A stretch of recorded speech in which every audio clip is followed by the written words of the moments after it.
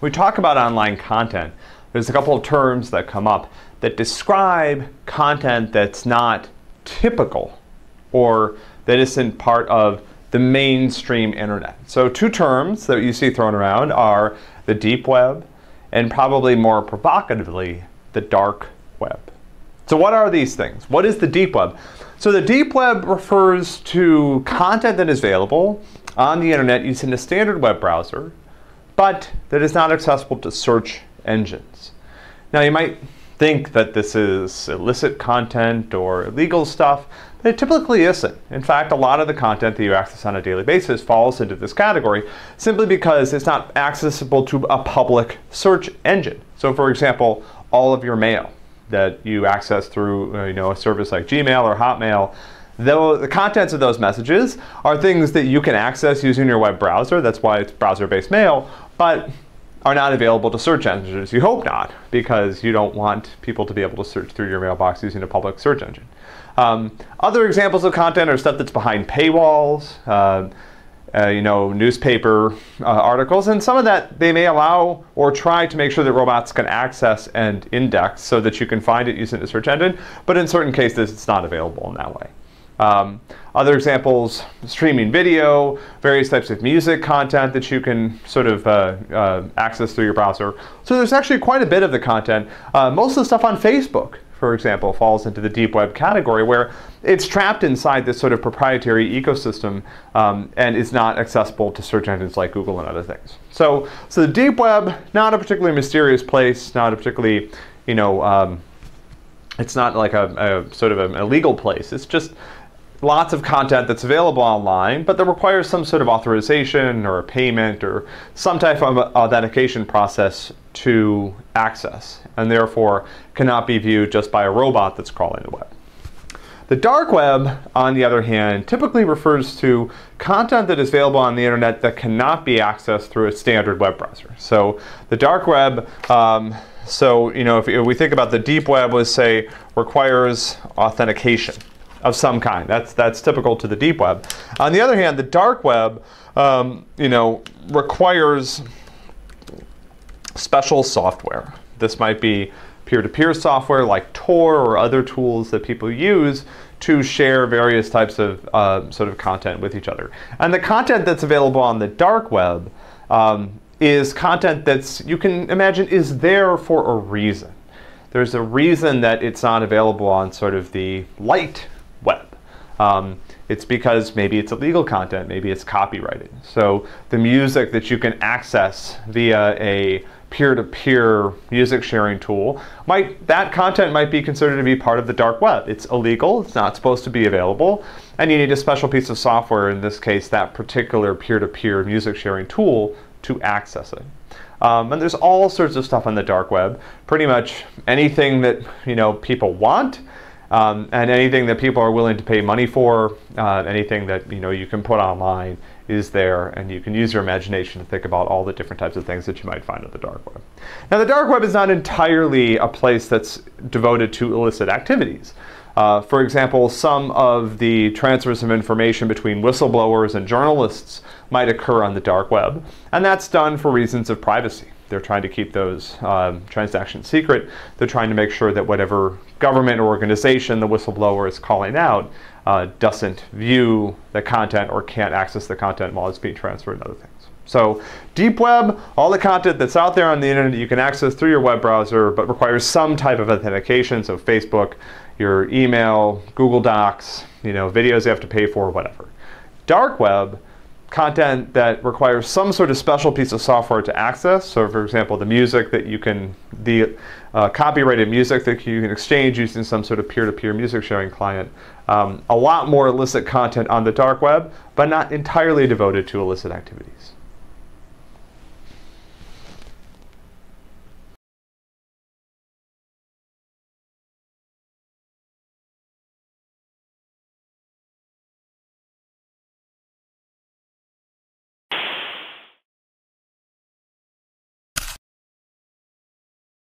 Tonight, the information superhighway and one of its main thoroughfares an online network called Internet. I guess they can communicate with NBC writers and producers. Allison, can you explain what Internet is? It's a growing grid of independent computer networks interlaced. It's evolved from a U.S. military bulletin board in the 1970s to a worldwide computer switchable list. With an hour cost charge of $5. You need a computer and a phone. Ultimately, a part of it. Programs, archives, ideas. As the internet continued to grow in the mid to late 1990s, it would come to transform society on a global scale. The biggest change came in the form of instant communication. As long as you had an internet connection, you could talk to anyone on Earth, assuming of course they were also connected to the internet. And around the millennium shift, you had over 350 million connected people to choose from. The thing is, the internet was not designed with things like anonymity and privacy in mind, so everything you do and say online can, and in many cases will, be tracked, recorded and traceable back to you.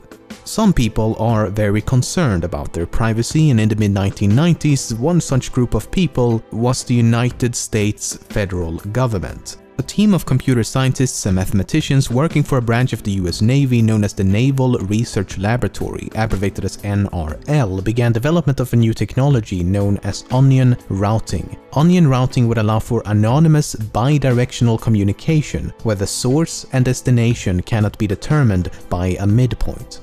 This is accomplished by creating something known as an overlay network. An overlay network is simply a network that is built on top of another network, in this case the internet. So instead of using the normal unencrypted internet, also known as the surface web, your traffic goes through an overlay network. Now, there are many different types of overlay networks, but a network using onion routing technology would be classified as a darknet. A darknet can only be accessed via specific software and/or authorization. In case that was hard to follow, all you need to know is that people working for the US government created a system which will allow for anonymous communication over the internet. However, the people over at NRL soon realized a major limitation. The United States government can't simply run an anonymity system for everybody and then use it themselves only, because then every time a connection came from it, people would say, oh, it's another CIA agent looking at my website, if those are the only people using the network. So you need to have other people using the network so that they blend together. So what he's saying is that for the network to be truly anonymous, it has to be available to everyone and not just the US government. So the NRL was forced to release their onion routing technology to the public. The technology was eventually released under an open source license and became Tor. Tor stands for the Onion Router and is the software you need to download to be able to access this network of onion routers. Today, millions of people across the globe use Tor for a multitude of purposes, everything from innocent daily browsing to criminal activities. And while it is the most popular, Tor is but one amongst numerous darknets. Together, they all make up the dark web. Subsequently, the dark web forms a small part of the deep web. The deep web is everything on the web that cannot be indexed by search engines. It's nothing like the dark web, as most of us use the deep web all the time. If you visit this link, you will find an unlisted YouTube video on my channel. This can be classified as deep web content. I know it's a bit anticlimactic, but yeah, this video exists on the deep web simply because no search engine can find it. Other examples of deep web content includes online banking, Netflix, webmail, dynamic pages, databases, and everything that's password or paywall protected. As you can imagine, the deep web has a lot more content than the surface web. How much more? Well, we don't know, because by its very nature it's near impossible to determine. A paper from 2001 estimated that the deep web is 500 times the size of the surface web. But then again, that estimation is over a decade old. All we can say for certain is that deep web content accounts for the vast majority of the content on the World Wide Web. So to summarize, the surface web is content that can be indexed by search engines. The deep web is content that cannot be indexed by search engines. And the dark web is a fraction of the deep web, consisting of numerous darknets which require specific software and/or authorization to access. Okay, we know what's on the surface web and we know what's on the deep web. But what do we find on the dark web, more specifically the darknet known as Tor? As mentioned, you can use Tor for almost anything, browsing the web, checking your email, posting on forums, instant messaging, watching YouTube videos, you name it. But the dark web aspect comes in the form of hidden services. A hidden service is essentially a website that can only be accessed via Tor, and the address for a hidden service will always end in .onion. So if I attempt to access this hidden service using Google Chrome, nothing happens. It will only connect using specialized software such as the Tor browser. This is the dark web. Well, one site on the dark web. This specific site is known as the Hidden Wiki and attempts to list as many publicly known hidden services as possible. Facebook operates a hidden service, the search engine DuckDuckGo is another. But this is about as far as I will go, because there is definitely a darker side to the dark web. Anonymity attracts a vast variety of people and can be used for both licit and illicit purposes. In October of 2013, the FBI took down the online drug marketplace known as Silk Road. The website had been in operation since the beginning of 2011, with a total revenue estimated at $1.2 billion. News about the Silk Road website brought the dark web out of the dark and right into the public eye. This graph shows daily traffic over the Tor network before Silk Road was mentioned in mainstream media. This is after. Only a few months after Silk Road had been taken down, ex-administrators of the site launched Silk Road 2.0. However, in late 2014, the FBI arrested the admins and the second marketplace was taken down as well. A few hours after that, Silk Road 3.0 was launched and the seemingly endless spiral continues. And keep in mind that Silk Road was just one website among many. You can find numerous others just like it, selling every illegal drug you can imagine and more. The FBI also claimed that the owner of the Silk Road website had attempted to have 6 people killed by using deep web murder-for-hire services. While the assassinations themselves are unlikely to have occurred, these websites can definitely be found on the dark web. The problem is a lack of evidence. Anyone can set up a darknet website claiming anything for any reason, especially if there's money involved. One such website was recently hacked, and several emails by the admins would suggest the website is indeed a scam set up to make money. One message reads, "We receive orders to kill people from all over the world. However, our site is fake and we don't have any hitmen. We forward the orders to police departments where the targets are located." And in yet another email, they bluntly state, "This website is to scam criminals of their money." Then again, this supposed hack could have been faked as well, so there's no way to be absolutely certain. Unfortunately, the dark web has some much more depraved and gruesome extremes.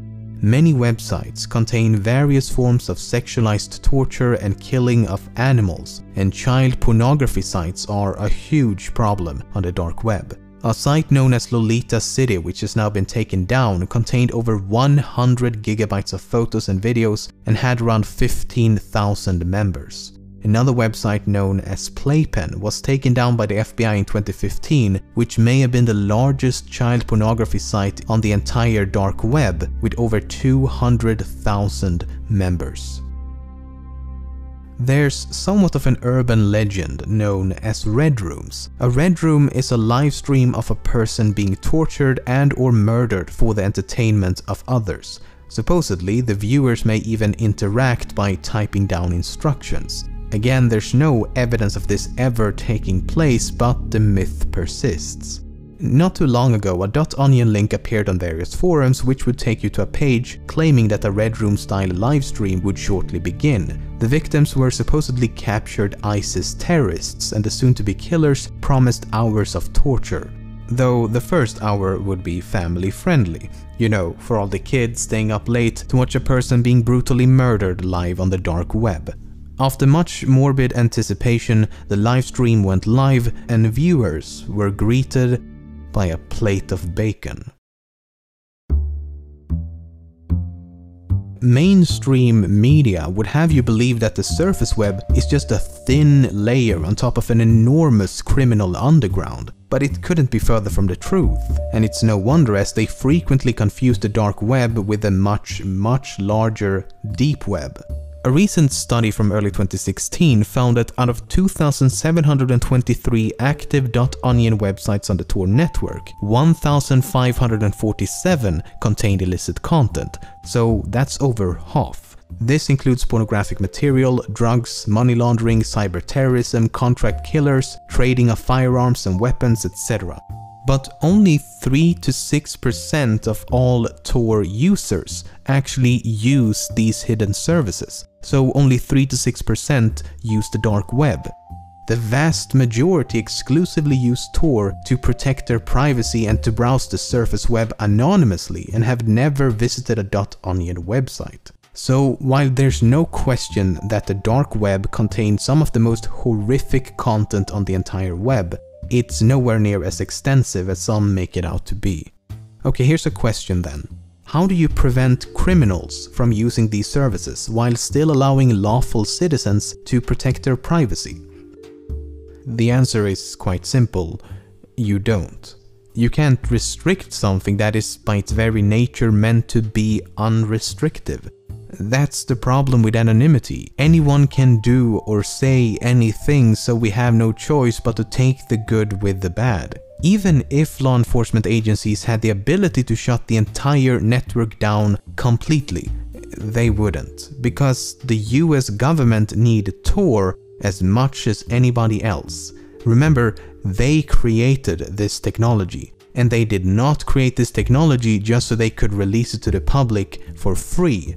It was only released to the public as public usage is an essential part of what makes Tor anonymous. It takes us right back to this.